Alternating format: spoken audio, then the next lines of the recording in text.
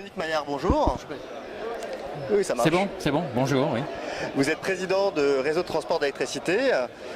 Première question, Jérémy Rifkin considère que l'énergie décentralisée va révolutionner en fait l'industrie.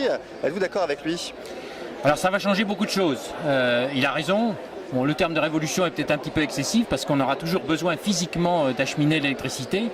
Mais il est exact que quand on marie les technologies de l'information, ce qu'on fait déjà, je rappellerai qu'on rafraîchit 20 000 informations par seconde pour exploiter le réseau français.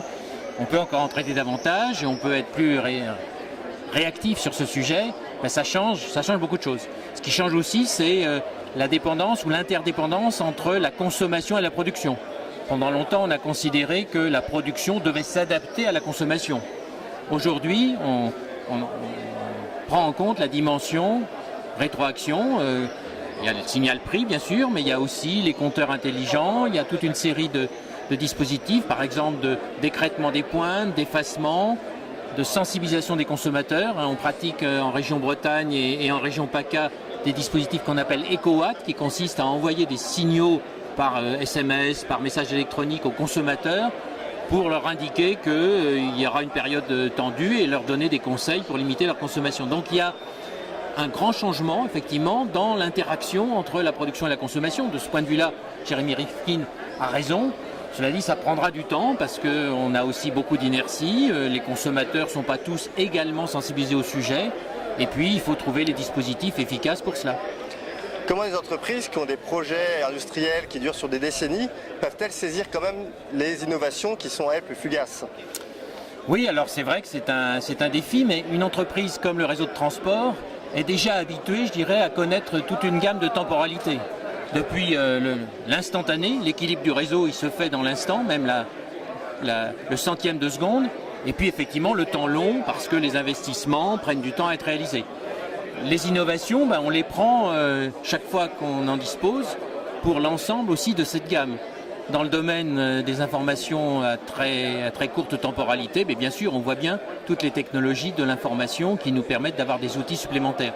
Et dans le domaine des investissements à durée de vie longue, on a aussi des progrès, notamment sur le transport en souterrain, sur l'utilisation du courant continu, sur de nouveaux matériaux. Un jour, sans doute, la supraconductivité qui nous permettra vraiment de transporter l'électricité quasiment sans perte. Donc, chaque domaine a sa propre dimension temporelle, mais il y a toujours de l'innovation. Dans certains cas, c'est quasiment instantané. Je veux dire, on connaît aussi la loi de Moore. Donc on change, on a à peine installé une génération de contrôle-commande qu'on pense à la suivante. Dans d'autres domaines, c'est plus long parce que le réseau, il a une durée de vie de 60 à 80 ans. Donc progressivement, on change. Mais c'est, dans un cas comme dans l'autre, des domaines où l'innovation doit s'exercer.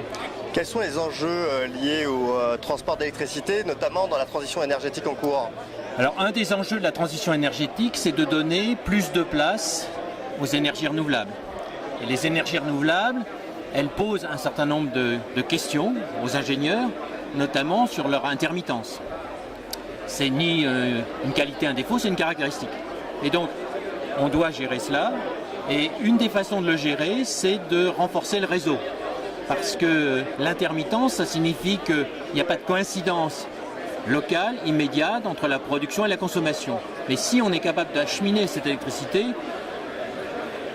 toute l'Europe est interconnectée, c'est bien la fin du monde si on ne trouve pas un point de consommation ailleurs. Donc les réseaux sont des alliés dans le développement des énergies renouvelables.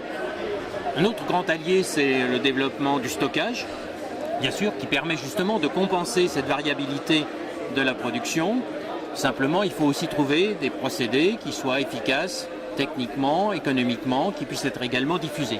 Donc, le réseau considère aujourd'hui que son développement est la condition nécessaire aussi du développement des énergies renouvelables.